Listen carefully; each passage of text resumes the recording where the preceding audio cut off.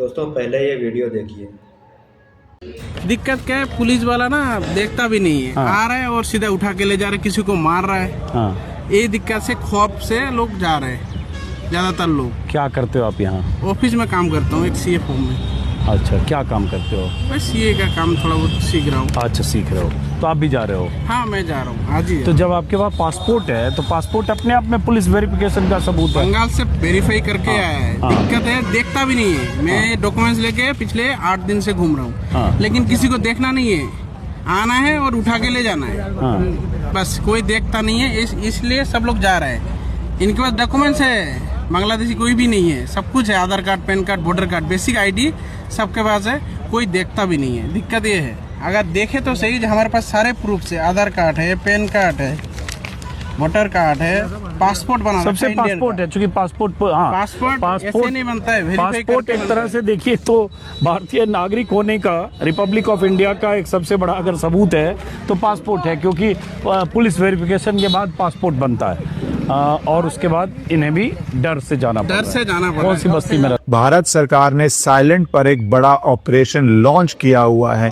भारत के अंदर माना जाता है 2 से 5 करोड़ लोग इलीगली रह रहे हैं। मैं उदाहरण देके आपको गुजरात का बताता हूं, जहां पे अब हवाई जहाज यूज किया जा रहा है इंडियन एयरफोर्स का, जहां पे 250 से ज्यादा इलीगल बांग्लादेशीज को, जिनके पास नकली आधार कार्ड, नकली पैन कार्ड था, इन्वेस्टिगेशन में पाया गया कि सिटीजन्स भारत के नहीं थे, उनको हैंडकफ्स डाल के सीधा प्लेन में डाला गया और ढाका भेज दिया गया है, डिपोर्ट कर दिया गया। 1200 से ज्यादा करा जा चुके हैं पिछले 1-2 महीने में गुजरात के अंदर। उत्तर प्रदेश में भी चल रहा है, अलग अलग स्टेट्स में भी ये कार्रवाई चल रही है और ज़्यादा स्पीड पकड़ रही है। पहले रख दिया जाता था डिपोर्टेशन कैंप्स के अंदर, उसके बाद कोई एनजीओ वाला, कोई ह्यूमन राइट्स वाला कोर्ट से स्टे ले लिया, लंबी प्रोसेस थी, पर अब उस प्रोसेस को लीगली ही पर बहुत स्पीड अप कर दिया गया।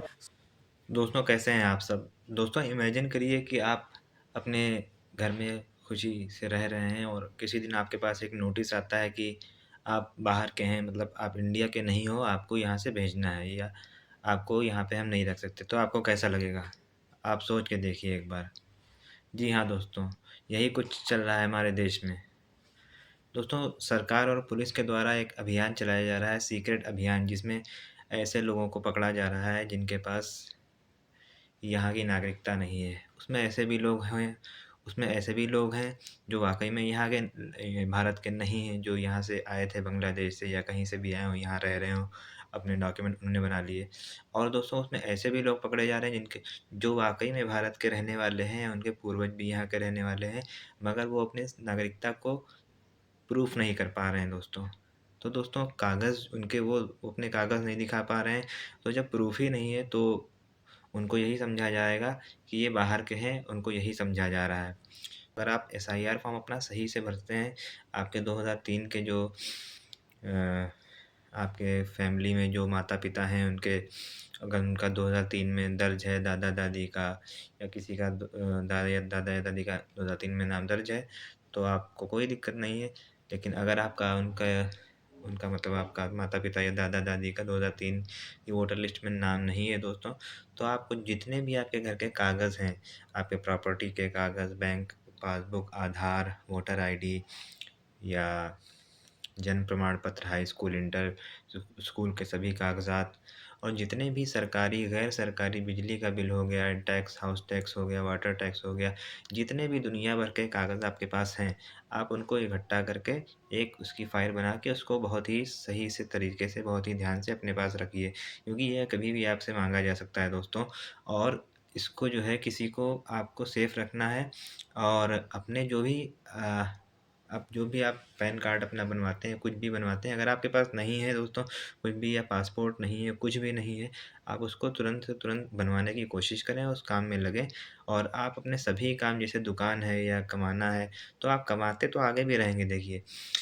अगर आप ये सब कागज़ अपने पूरे करें और भले उसमें आपका महीना 2 महीने भी मैं कह रहा हूँ लग जाए, आप कम खाइए, कम खर्चा करिए, लेकिन ये सब कागज़ आप लोग सब बना के रखिए और अपनी सेफ्टी के तहत आप ये सब काम कर लीजिए। क्योंकि दोस्तों ऐसा टाइम चल रहा है कि ये देश में ये सब चल रहा है। हर उत्तर प्रदेश में और उत्तराखंड ले लिए, चाहे दिल्ली ले लिए, गुरुग्राम ले लिए, आप वीडियोज़ देख रहे होंगे इंस्टाग्राम पे रीलें आ रही हैं, यूट्यूब पे वीडियो आ रही हैं और लोग वीडियोज़ कई तरह-तरह की बना रहे हैं इस चीज़ को लेकर। तो एक बहुत ही चिंता का विषय है ये। अगर आप खुद सोचिए कि अगर आपके घर एकदम से ये नोटिस आए और आप यहाँ के भारत के रहने वाले हैं, कई दशकों से आप रह रहे हैं, पचासियों साल से आपके दादा-दादी, नाना-नानी, और आपसे एकदम से कह दिया जाए नहीं आप तो यहाँ के हो ही नहीं, आप जाओ यहाँ से, फिर आपको डिटेंशन सेंटर में डाला जाएगा, वहाँ से आपकी पता लगाया जाएगा और फिर आपको डिपोर्ट कर दिया जाएगा। आपको बचाने कोई नहीं आएगा, चाहे आपका कितना भी सगा-संबंधी हो, चाहे मोहल्ले वाला हो जो आपसे कहते हैं अरे यार हम हमारे होते हुए आपको कुछ होगा, आपको कुछ नहीं होगा, तो आप इस चीज़ को भूल जाइए। आपको अपनी रक्षा स्वयं करनी है, आपको अपने कागज़ स्वयं पूरे करने हैं और आपको फ़ार्म भरने हैं आपका, ये सब आपकी ज़िम्मेदारी है। आप फ़ार्म कैसे किससे भरवाते हैं और आप किसी पर नहीं छोड़िए कि मेरा फ़ार्म वो फलाना भर देंगे या कोई भर देंगे। आप अपने सामने फ़ार्म भरवाइए, अपने सामने उसकी रिसीविंग लीजिए, अपने सामने ऑनलाइन करवाइए, हर चीज़ का ध्यान आपको रखना पड़ेगा क्योंकि ये आपकी ज़िम्मेदारी है सबसे पहले। कोई बाद में अगर आपकी कोई ज़िम्मेदारी अगर ले भी लेगा, अगर उसने काम नहीं किया तो वो बाद में यही कहेगा कि तुमने ध्यान क्यों नहीं दिया। तो दोस्तों इस चीज़ को बहुत ही आपको गंभीरता से लेना है, अपने सारे काम एक तरफ कर दीजिए और ये काम करिए। और दोस्तों अगर आपके ये सब काम हो गए तो आप आराम से बैठ गए, ये इससे काम नहीं चलेगा। आप अपने दोस्तों, जानने वालों और जो कम पढ़े लिखे हैं, जानकारी नहीं रखते हैं या कुछ भी अपने काम नहीं कागज़ नहीं बनवा पा रहे हैं, तो आप उनके काम करवाइए। ये आप एज़ ए हेल्प की तरीके से ना करिए बल्कि ये आपकी ज़िम्मेदारी है क्योंकि अगर आप लोगों से जुड़े हैं तो आपकी ये एक ज़िम्मेदारी है।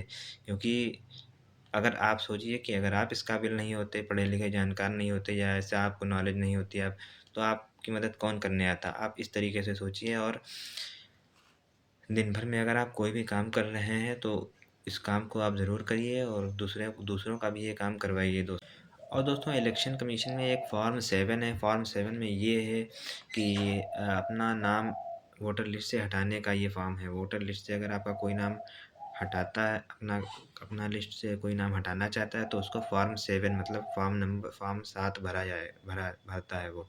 तो ये ऑनलाइन और ऑफ़लाइन दोनों तरीके से भरा जाता है और ऑनलाइन के लिए नंबर पे एक ओटीपी जाता है, जो नंबर आपका वहाँ पे रजिस्टर्ड होगा। तो अगर आपको ओटीपी आए किसी भी नंबर से कि हम बीएलओ बोल रहे हैं या हम निर्वाचन आयोग से बोल रहे हैं या हम कोई भी कितने भी बड़े अधिकारी हो कोई आपको फ़ोन करे, कितना भी बड़ा से बड़ा अधिकारी हो चाहे, तो आप ओटीपी उसको कतई ना बताएँ।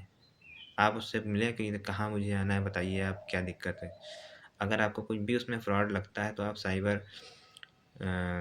साइबर क्राइम ब्रांच में आप जा सकते हैं, पुलिस की मदद ले सकते हैं अगर आपको थोड़ा-सा भी डाउट हो रहा है।